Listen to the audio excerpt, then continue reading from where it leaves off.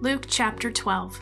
In the meantime, when so many thousands of the people had gathered together that they were trampling one another, he began to say to his disciples first, "Beware of the leaven of the Pharisees, which is hypocrisy.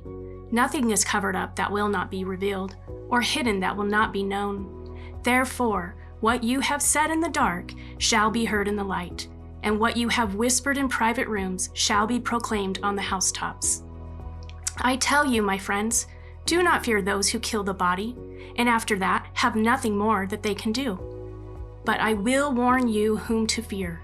Fear him who, after he has killed, has authority to cast into hell. Yes, I tell you, fear him. Are not 5 sparrows sold for 2 pennies, and not one of them is forgotten before God? Why, even the hairs of your head are all numbered. Fear not, you who are of more value than many sparrows. And I tell you, everyone who acknowledges me before men, the Son of Man will also acknowledge before the angels of God. But the one who denies me before men will be denied before the angels of God. And everyone who speaks a word against the Son of Man will be forgiven. But the one who blasphemes against the Holy Spirit will not be forgiven. And when they bring you before the synagogues and the rulers and the authorities, do not be anxious about how you should defend yourself or what you should say. For the Holy Spirit will teach you in that very hour what you ought to say." Someone in the crowd said to him, "Teacher, tell my brother to divide the inheritance with me." But he said to him, "Man, who made me a judge or an arbitrator over you?" And he said to them, "Take care and be on your guard against all covetousness, for one's life does not consist in the abundance of his possessions." And he told him a parable, saying, "The land of a rich man produced plentiful, and he thought to himself, 'What should I do? For I have nowhere to store my crops.' And he said, 'I will do this. I will tear down my barns and build larger ones, and there I will store all my grain and my goods. And I will say to my soul, Soul, you have ample goods laid up for many years. Relax, eat, drink, be merry.' But God said to him, 'Fool, this night your soul is required of you, and the things you have prepared, whose will they be?' So it is the one who lays up the treasure for himself and is not rich toward God." And he said to his disciples, "Therefore I tell you, do not be anxious about your life, what you will eat, nor about your body, what you will put on. For life is more than food, and the body more than clothing.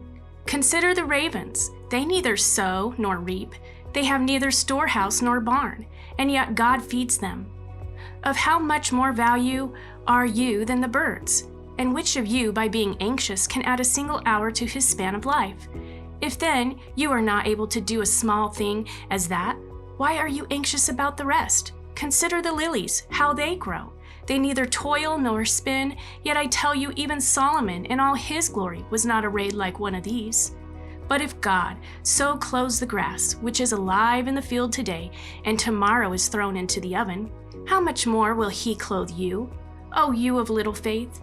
And do not seek what you are to eat and what you are to drink, nor be worried. For all of the nations of the world seek after these things, and your Father knows that you need them. Instead, seek his kingdom, and these things will be added to you. Fear not, little flock, for it is your Father's good pleasure to give you the kingdom. Sell your possessions and give to the needy. Provide yourselves with money bags that do not grow old, with a treasure in heaven that does not fail, where no thief approaches and no moth destroys. For where your treasure is, there your heart will be also. Stay dressed for action and keep your lamps burning. And be like men who are waiting for their master to come home from the wedding feast, so that they may open the door to him at once when he comes and knocks. Blessed are those servants whom the master finds awake when he comes. Truly, I say to you, he will dress himself for service and have them recline at the table, and he will come and serve them. If he comes in the second watch or in the third watch and finds them awake, blessed are those servants. But know this, that if the master of the house had known at what hour the thief was coming, he would not have left his house to be broken into. You also must be ready, for the Son of Man is coming at an hour you do not expect."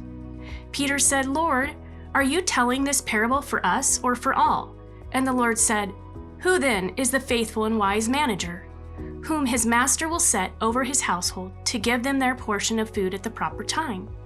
Blessed is that servant whom his master will find so doing when he comes. Truly I say to you, he will set him over all his possessions. But if that servant says to himself, 'My master is delayed in coming,' and begins to beat the male and female servants, and to eat and drink and get drunk, the master of that servant will come on a day when he does not expect him, and an hour he does not know. And he will cut him in pieces and put him with the unfaithful. And that servant who knew his master's will, but did not get ready or act according to his will receive a severe beating. But the one who did not know and did what deserved a beating will receive a light beating. Everyone to whom much was given, of him much will be required. And from him to whom they entrusted much, they will demand the more. I came to cast fire on the earth, and would that it were already kindled. I have a baptism to be baptized with, and how great it is my distress until it is accomplished. Do you think that I have come to give peace on earth? No, I tell you, but rather division. For from now on in one house there will be 5 divided, 3 against 2 and 2 against 3. They will be divided, father against son and son against father, mother against daughter and daughter against mother, mother-in-law against daughter-in-law, and daughter-in-law against mother-in-law." He also said to the crowds, "When you see a cloud rising in the west, you say at once, 'A shower is coming,' and so it happens. And when you see the south wind blowing, you say, 'There will be scorching heat,' and it happens. You hypocrites! You know how to interpret the appearance of the earth and sky, but why do you not know how to interpret the present time?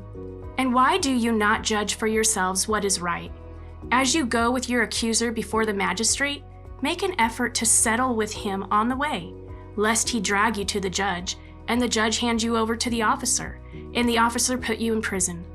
I tell you, you will never get out until you have paid the very last penny." Luke 12 picks up right where chapter 11 ended, with Jesus calling out the Pharisees, and now he turns to his disciples with a warning we all need. Beware of hypocrisy. The Pharisees had mastered the art of looking spiritual while living fleshly. Jesus is saying to his disciples and to us, don't follow their example. The worst thing we can do is claim the name of Christ while quietly following our flesh. Jesus continues the thought by reminding his disciples that the Christian life is not about impressing others. We do not live for the approval, applause, or acceptance of people. Why? Because the most of a person can do is harm the body. They cannot touch your soul. As Christians, we live knowing this life is temporary. Where most people fear death, we long for the day we are with Christ. So we don't fear humans, we reverence God. And yet even that reverence should not feel like terror. Because Jesus immediately says, God cares for sparrows, tiny, seemingly insignificant creatures, and he cares for you far more. He even knows the numbers of hairs on your head. A God who keeps track of your hair count is not angry or distant. He is attentive, personal, and overflowing with care. Many people will deny Jesus, sometimes with words, sometimes with actions. But Jesus reminds us that our allegiance must show both in what we say and in how we live. It is not enough to verbally claim Jesus if our lives deny him. There will be moments in our lives, big or small, when we're asked to stand with Christ. These may not be public trials. They may be conversations with coworkers, friends, neighbors, or even our own kids. And you might feel anxious about saying the right thing. Jesus knows that fear. He promises that the Holy Spirit will equip us in those very moments, not so we stop learning or preparing, but so we are never alone when the moment comes. Jesus then tells a parable that speaks directly into our modern minds.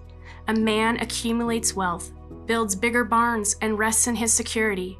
This parable hits Americans especially hard. We love our security, guns, savings, retirement accounts, equity, insurance, freedoms. None of these are bad. Wisdom and stewardship are biblical. But Jesus asks us to consider, are these things our hope, our security, our peace? To help us discern this, we can ask, how much time or energy do I spend thinking about these things? Do financial changes stir fear or anger in me? How would I react if it was gone tomorrow? When God nudges me to give, do I talk myself out of it? Am I regularly asking God what He wants me to do with the resources He gave me? If these questions stir something in us, Jesus is speaking to that same place. He's calling us back to trust. This teaching can create anxiety. Jesus meets that anxiety head on. Who of you, by worrying, can add a single hour to your life? Worry doesn't extend life, it drains us of our joy. Our cure is not found in avoiding hardship, it is found in trusting God. God knows what we need. He just defines need differently than we often do. Jesus then gives a practical teaching. Build heavenly treasure. Be generous. Why? Because where your treasure is, there your heart will be also. If you want to know what you trust, value, or worship, look at what you spend your money on.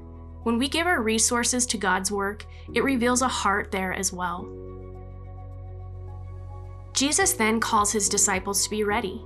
He tells a story of a servant waiting for his master's return. A modern picture might be a teenager home alone all weekend, making a mess, and then scrambling to clean up before the parents return. Jesus' point is clear. We don't know when he will return, so don't get caught in wasting your time or living for lesser things. Modern culture often paints Jesus as a soft, gentle, hippie-like figure who brings nothing but peace. But Jesus tells us the truth. Following him will not always bring unity. It will bring division. Not because we desire conflict, but because those who reject Jesus naturally reject those who follow him. He then rebukes the crowds for being more observant about weather patterns than discerning spiritual realities. Today, he might say we know more about sports, shopping, influencers, and politics than about what God is doing. Jesus ends with a parable about judgment. He tells the Israelites they must settle matters and make things right before it's too late. The same is true for us. There is a day coming when Jesus will return. We must decide now what we will do with him.